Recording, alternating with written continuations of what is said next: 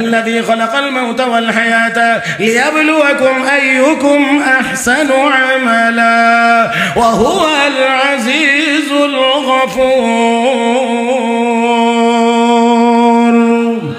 আল্লাহ তোমাদেরকে পরীক্ষা করবেন কে বেশি সুন্দর আমল করে সুন্দর আমল যার আমল যত বেশি সুন্দর তার আমল হাসরের দিন তত বেশি ওজন হবে আর ওজন যার বেশি হবে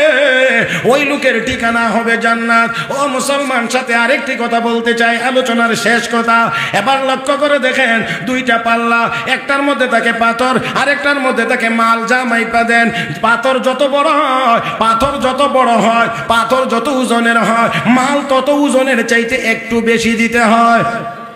একটু বেশি দেওয়া লাগে না হয় পাল্লা কায়ত হয় না নিচের দিকে ডাবে না একটু বেশি দেওয়া লাগে 10 গ্রাম 5 গ্রাম বেশি দেওয়া লাগে তাহলে বামের পাল্লায় পাথর যত বড় থাকে ডাইনের পাল্লায় মাল তত পরিমাণ দেওয়া লাগে তার চাইতে আর একটু বেশি দেওয়া লাগে হাসরের ময়দানে আল্লাহ রাব্বুল আলামিন বান্দার গুনার বোঝাটা বামের পাল্লায় দিবেন সওয়াবের বোঝাটা ডাইনের পাল্লায় দিবেন এবার গুনার বোঝা যত বড় হবে নেক তত পরিমাণে বেশি লাগবে জান্নাতে যাওয়ার জন্য এবার আওয়াজ করে বলেন বামের পাল্লায় যদি কোনো পাথরই না থাকে ডাইনের পাল্লা ভারী হওয়ার জন্য বেশি মালের প্রয়োজন হয় না ও মুসলমান তাহলে আসুন বামের পাল্লাটা যদি আমরা খালি করে ফেলতে পারি তাহলেই তো অল্প নেকে আমরা জান্নাতে যাইতে পারবো এখন বামের পাল্লাটা কেমন করে খালি হবে রব্বে কারীম বলেন ইয়া আইয়ুহাল্লাযীনা আমানু তুবু ইলাল্লাহি তাওবাতান নাসুহা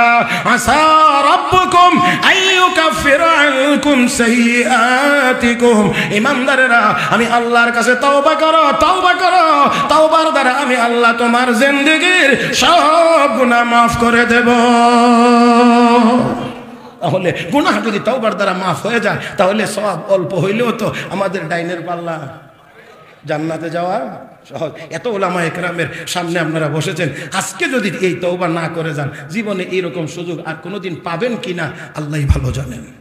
সেই জন্য আমি মনে করি এত উলামায়ে কেরামের সোহবতে এসে আজকে আমরা যা গুনাহ করে ফেলেছি সকল গুনাহের উপরে লজ্জিত হয়ে আল্লাহর দরবারে কান্নাকাটি করে ক্ষমা চাইব তওবা করব ভবিষ্যতে আর করব না এই ওয়াদা করে আমরা এখান থেকে নেক আমল বেশি বেশি করে ইখলাসের সাথে করব এই প্রতিজ্ঞা করে আমরা যেন এখান থেকে যাইতে পারি আল্লাহ যেন আমাদের সবাইকে সেই তৌফিক দান করেন বলি আমিন।